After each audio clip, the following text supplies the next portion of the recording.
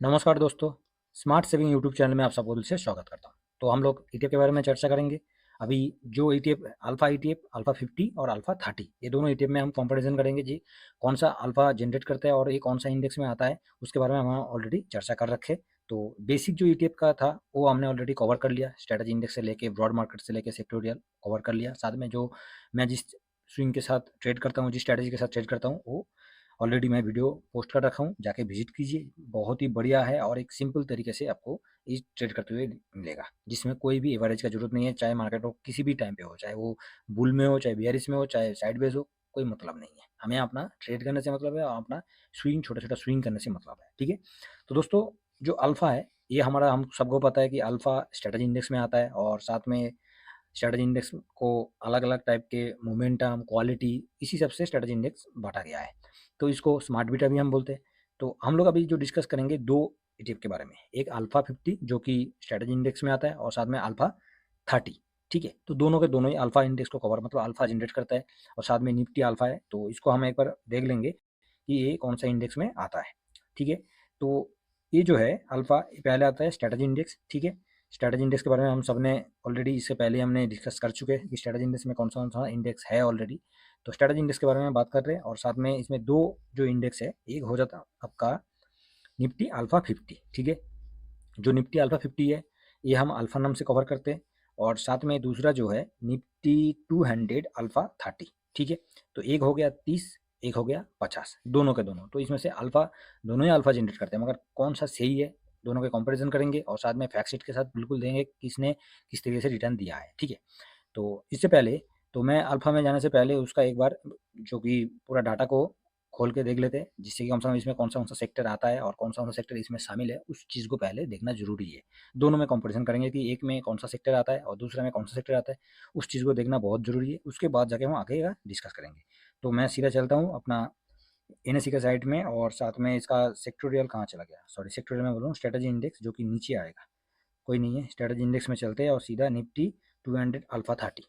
ठीक है, तो इसमें कौन सा स्टॉक है वो पहले हम देख लेंगे, कौन सा सेक्टर इसमें शामिल किया हुआ है, उस चीज़ को पहले एक बार देखना बहुत ज़रूरी है। उसके बाद जाके रिटर्न तो दिखाई देगा। और साथ में तो मैंने इस जगह पर ओपन कर लिया निफ्टी 200 अल्फा 30 का, बिल्कुल एनएससी डाटा से हमने इसको निकाला और इसमें हम सेक्टोरियल डिस्ट्रीब्यूशन एक बार देख लेंगे कि ऑटो, इस जगह पर ऑटो भी शामिल है, capital good, health care, oil I, उसके बाद IT, telecommunication, finance service, FMCG, consumer durable, consumer service, service power.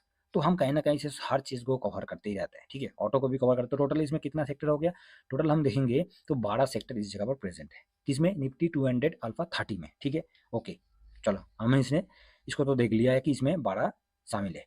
और जो हम निफ्टी अल्फा 50 जो है उसको हम कवर कर रहे हैं, तो उसमें एक बार देखेंगे कितना सेक्टर उसमें भी शामिल है। स्टॉक तो है, स्टॉक कौन सा स्टॉक है वो तो स्टॉक है, मगर सेक्टर देखना बहुत जरूरी है, क्योंकि ये अल्फा जब जनरेट करता है तो उसमें किस तरीके से इसको बनावट किया है, तो उस चीज़ को थोड़ा सा देखने से हमें और भी इसका व्यू मिल जाएगा।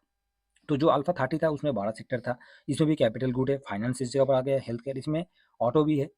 जैसे अल्फा 230 में ऑटो का क्या था, पोजीशन बढ़ा हुआ था और इसमें ऑटो का पोजीशन कम है, इसमें कैपिटल गुड का पोजीशन बढ़ा दिया है। ठीक है, construction, capital, consumer service, reality, consumer durable, power, उसके बाद फॉरेस्ट मटेरियल, टोटल इस तरीके से इसमें बनावट किया गया है। ठीक है, तो ये तो मोटा मोटा चीज़ हमने देखा। अभी इसका जो फैक्ट शीट के साथ बिल्कुल कि रिटर्न किस तरह से दिया हुआ है उस चीज़ को पहले देखेंगे, उसके बाद जाके इसका आगे का हम डिस्कस करेंगे। ठीक है दोस्तों, तो दोस्तों दोनों का फैक्ट शीट मैंने ऑलरेडी डाउनलोड कर रखा है।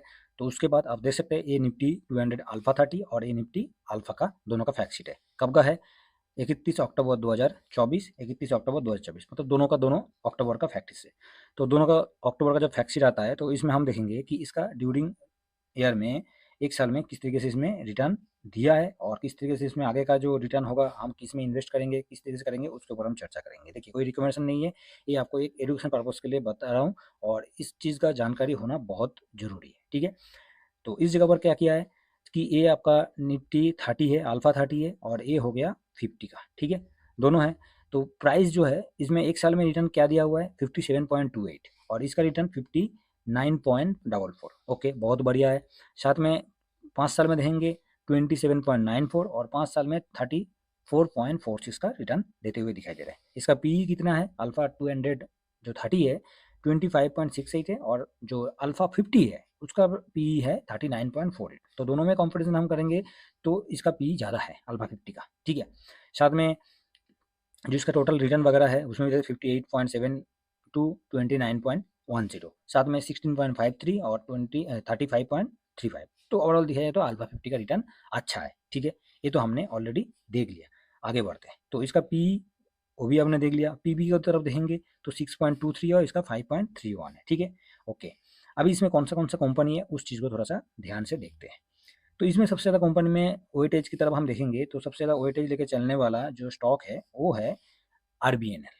आरबीएनएल का वेटेज कितना है 3.7678। साथ में जो आइनॉक्स है, आइनॉक्स का 3.73। तो जो अल्फा जनरेट करने वाला स्टॉक है वो बहुत ही बढ़िया तरीके से इसमें दिया गया है। उसके बाद ट्रेंट, कोचिसिपेट, ऑयल आई, बीएससी, मल्टी कमोडिटी, उसके बाद आईआरएफसी, उसके बाद हुडगो, साथ में एमबीसीसी, ठीक है। हुडगो हम ऑलरेडी कवर कर रहे हैं, सीपीएससी में भी है, एनबीसीसी सीपीएससी में भी है, तो इसमें भी वो अल्फा जनरेट कर रहा है, ठीक है। तो इसका वेटेज सब में देखा जाएगा तो बराबर ही है, 3% का वेटेज सब में बटा गया है। अल्फा 30 में हम देखेंगे तो डिक्सन आ चुका है, ठीक है। उसके बाद कौन सा ओरेकल फाइनेंस सर्विस, उसके बाद ट्रेंड भी इसमें शामिल है, लुपिन है, बजाज ऑटो, टोरेंट फार्मा, इंडुस्टावार, हिंदुस्तान पेट्रोलियम, हिंदुस्तान एरोनॉटिक्स, जिसमें इसमें कोचिसिपेट आ चुका है, ठीक है। अल्फा 50 में कोचिसिपेट है और साथ में हिंदुस्तान जो एचएल है ये आपका किस में आ जाता है, अल्फा 30 में आ जाता है, ठीक है। उसके बाद कम्युनिस्ट इंडिया है। तो ओवरऑल देखा जाएगा तो ट्रेंड ही दोनों में है, बाकी और सब अलग अलग चेंजमेंट किया गया है। तो साथ में इसका पूरा का पूरा सेक्टर वाइज अभी डिस्कस करेंगे, जो कि मैं पहले ही दिखा दिया सेक्टर का। तो फिर भी इस जगह से सेक्टर का एक बार अच्छा व्यू हमें समझना पड़ेगा, जिससे कम से कम हम कहीं भी जगह पर इन्वेस्ट करेंगे तो अपना सही रहेगा, ठीक है। तो चलिए दोस्तों शुरू करते हैं। तो ऑटो में इसका वेटेज सबसे ज़्यादा है, किसमें, अल्फा 30 में। अल्फा 30 में ऑटो का वेटेज सबसे ज़्यादा है। और अल्फा 50 की बात करेंगे तो अल्फा 50 में ऑटो का वेटेज 5.59 है और इसमें 16.16 है। उसके बाद कैपिटल गुड में 16.04 है और अल्फा 50 में दिखा जाएगा तो कैपिटल गुड का वेटेज सबसे ज़्यादा रखा है 23.68, ठीक है। Health care 15.48, oil and gas 9.02। तो दिखा जाएगा तो मतलब दोनों में कंपेयर करेंगे तो दोनों का कंपेरिजन में एक जो है इसमें ऑटो का पोजीशन बढ़ा गया है, इसमें कैपिटल गुड का पोजीशन बढ़ा है, ठीक है। साथ में कैपिटल गुड इसमें कम है। हेल्थ केयर देखेंगे तो हेल्थ केयर में जो कि 15.48, तो इसमें 15 इसमें कम है, ठीक है। ऑयल एंड गैस इसमें किसने, ऑयल एंड गैस में 9.02, इसमें 5.03, तो नॉर्मल है। आईटी 8.74, तो इसमें आईटी है नहीं है, इसमें आईटी ना है 2.59। तो अल्फा 30 में इसका वेटेज सबसे ज़्यादा है। कंज्यूमर ड्यूरेबल में 8.73 और कंज्यूमर ड्यूरेबल इस जगह पर 4.7, तो इसका वेटेज इसमें कम है। तो ओवरऑल देखा जाएगा तो अल्फा 50 में सेक्टर ज़्यादा है और इसमें सेक्टर कम है। सिर्फ इसमें वेटेज कितना है, ऑटो का ऊपर वेटेज है। ऑटो, कैपिटल गुड और हेल्थ केयर तीनों के तीनों अल्फा 30 में है। और साथ में हम इसमें देखेंगे अल्फा 50 में तो कैपिटल गुड और फाइनेंस का वेटेज सबसे ज़्यादा देके रखा हुआ है। तो दोनों का फैक्ट शीट के सामने बिल्कुल हमारा एक क्लियर व्यू हो जाता है कि दोनों किस तरीके से चलता है और दोनों का जो बेस है पोर्टफोलियो कैटेगरी में अभी हम लोग चलते हैं। और इस जगह पर इसको देखते हैं कि अल्फा बेस वेटेज है, ठीक है। ये भी अल्फा बेस वेटेज है, इसमें 50 स्टॉक है, इसमें 30 है, ठीक है। लॉन्च हुआ था मार्केट में जब आया था 2022 को आया था, ये 2012 का आया है। उसके बाद बेस डेट 2005 को है, ये 2003 का है, ठीक है। बेस वैल्यू 1000, इसमें भी 1000। उसके बाद कैलकुलेटर जो है रियल टाइम है, दोनों का रियल टाइम है और क्वार्टरली होता है इंडेक्स का, ठीक है। तो दोनों ठीक ठाक है, सिर्फ फ़र्क क्या है, ये 30 को कवर कर रहा है। निफ्टी 200 स्टॉक में जो 30 है उसको अल्फा के साथ वो जनरेट कर रहा है और इसमें हमें अल्फा 50 को कवर कर रहा है, ठीक है। यहाँ तक दोस्तों समझ में आ गया होगा। चलिए आगे बढ़ते हैं अभी। तो दोस्तों इस जगह पर मैंने दोनों को कंपेयर किया। दोनों को कंपेयर करने के बाद इस जगह पर समझना बहुत ही ज़रूरी है आप लोगों के लिए, ठीक है, कि दोनों में कौन सा सही है क्या नहीं है। तो दोनों में हम जब जाएंगे तो 5 दिन में सीधे चलते हैं, मार्केट तो ऑलरेडी करेक्शन में ही है तो कोई दिक्कत है नहीं। दोनों में जानेंगे तो एक जो है येलो कलर का आपको दिखाई दे रहा है, तो ये हो गया अल्फा 50 और ये हो गया अल्फा 30। तो दोनों का रिटर्न की तरफ देखेंगे, एक तो 0.87 जो कि अल्फा 30 ने रिटर्न दिया हुआ है और निफ्टी अल्फा जो 50 है जिसको अल्फा नाम से हम पहचानते हैं 1.5% का रिटर्न देते हुए दिखाई दे रहा है। एक महीने में जाएंगे तो एक महीने में गिरावट में अल्फा 30 सबसे ज़्यादा है और अल्फा 50 की तरफ देखेंगे तो 4.5% का गिरावट होते हुए दिखाई दे रहा है। 6 मंथ में जाएंगे तो 6 मंथ में जाने के बाद ऑलरेडी अल्फा जो 30 है ये ऑलरेडी 2% गिरावट ऑलरेडी है और अल्फा 50 0.19% होके अपने आप को थोड़ा सा पॉजिटिव होते हुए दिखाई दे रहा है। ड्यूरिंग ईयर में दोनों का रिटर्न बहुत बढ़िया है, 21.83 और 22.07, मतलब दोनों का 22% का रिटर्न होते हुए दिखाई दे रहा है।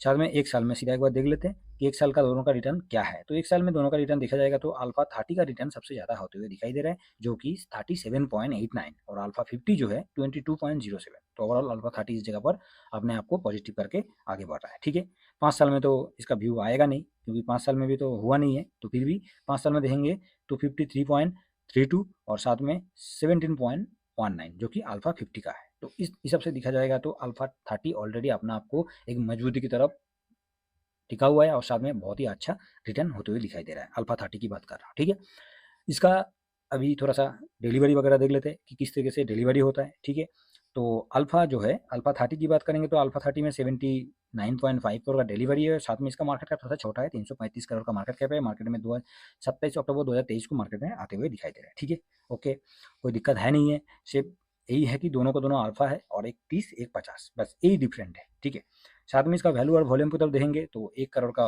वैल्यू के साथ ट्रेड हो रहा है, 5 करोड़ 5 करोड़ 3 करोड़ 6 करोड़ 2 करोड़ 1 करोड़, कोई खराब नहीं है। वॉल्यूम भी देखेंगे तो 7 लाख 20 लाख 7 लाख तो लाख में ही चल रहा है, करोड़ में हुआ नहीं है। जैसे गोल्ड सिल्वर निफ्टी 20 उस तरीके से होता है, उतना नहीं है, मगर ठीक है। ठीक है, हम इसको अपना राडार में रख सकते हैं। ठीक है, तो नेक्स्ट अल्फा अल्फा की तरफ जाएंगे तो ये 74.21 का है और इसका मार्केट कैप उसका 333 के आसपास था, तो इसको 413 और ये 29 दिसंबर 2021 को मार्केट में आते हुए दिखाई दे रहा है। ठीक है, आगे बढ़ते हैं तो इसका भी वैल्यू और वॉल्यूम की तरफ देखेंगे तो 5 करोड़। ठीक है, कोई खराब नहीं है, 5 करोड़ दोनों में ठीक ठाक है। इसमें भी थोड़ा सा वॉल्यूम इसका अच्छा है, मतलब उससे दिखा जाएगा कंपेयर, हम दोनों में कंपेयर करेंगे तो जिस तरीके से अल्फा 30 का है उससे दिखा जाएगा तो इसका वैल्यू भी ठीक ठाक है और वॉल्यूम भी एक ही रफ्तार में, कोई खराब नहीं है। ठीक है, तो गिरावट में भी तो हुआ है, बाकी नॉर्मल टाइम पे देखेंगे तो फिर भी ठीक ठाक है। तो आशा करता हूँ दोनों का जो व्यू था हमारे मेरे तरफ से, दोनों का जो मैं आप लोगों के लिए यही चीज़ डिस्कस कर रहे थे कि दोनों में हम किसमें इन्वेस्ट करेंगे, दोनों में इन्वेस्ट करना सही है कि नहीं, या दोनों में से कोई एक को इन्वेस्ट करेंगे तो कौन सा इन्वेस्ट करना सही रहेगा। ठीक है, उसके लिए मैं आप लोगों को ये दोनों का कंपेयर करके बताया हूँ और आप सोच समझ के इन्वेस्ट कीजिएगा, जो अच्छा लगेगा उसमें आप इन्वेस्ट कीजिए। ठीक है, तो कोटक अल्फा जो हम इस मतलब जो इन्वेस्ट करते हैं अल्फा 50 से, और जो निफ्टी 200 अल्फा 30 है जिसको अल्फा ETF से कवर करते हैं, दोनों का व्यू आप लोगों के सामने है। बिल्कुल फैक्ट शीट के साथ मैंने आप लोगों को दिखाया कि इसमें कितना स्टॉक है, किसमें कितना पोजीशन है, किसमें कितना किस तरीके से रिटर्न दिया हुआ है। तो व्यू पसंद आया जरूर लाइक शेयर कर दीजिएगा और चैनल पर अब तक सब्सक्राइब नहीं किया तो चैनल को सब्सक्राइब कर लीजिए। चलिए नेक्स्ट वीडियो में मिलते हैं। Thank you very much. जय हिंद, जय भारत।